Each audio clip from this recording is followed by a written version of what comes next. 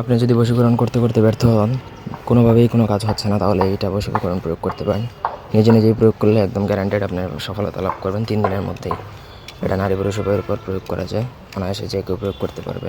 ব্যক্তিগত যে কোনো কাজের জন্য স্ক্রিনে দেওয়া নাম্বারে সরাসরি ফোনে বা হোয়াটসঅ্যাপে যোগাযোগ করে যে কোনো কাজ করাতে পারবেন, দেশে বা দেশের বাইরে থেকে। আমার সাথে ফেসবুকে কানেক্ট হতে চাইলে ডেসক্রিপশন বক্সে দেওয়া লিঙ্ক আমার ফেসবুক আইডি আছে, চাইলে আমার সাথে ফেসবুকে কানেক্ট হতে পারেন।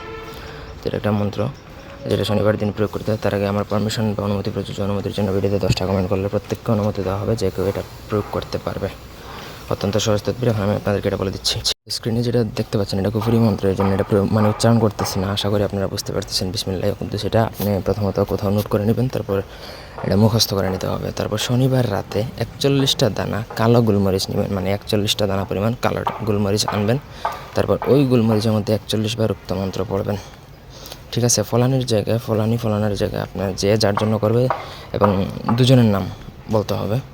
তারপর ওই নিয়মে 3 দিন, মানে ওইগুলো পড়ার পরে সেটা আপনি আগুনে ছেড়ে দেবেন। ওই নিয়মে 3 দিন করবেন। ওই 3 দিনের মধ্যে কাঙ্ক্ষিত যার উপর প্রয়োগ করবে সে পাগলের মতো বেকার হয়ে আপনার কাছে ছুটে আসবে, এটা একদম গ্যারান্টেড।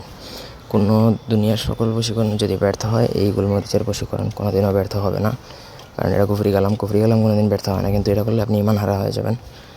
সুতরাং এমন পর্যায়ে যে এটা প্রয়োগ না করেই ভালো। কিন্তু যদি আপনি কোনোভাবেই আর পারতেছেন না, তখন যদি প্রয়োগ করতে বাধ্য হয়ে যান, তখন এটা প্রয়োগ করতে পারেন।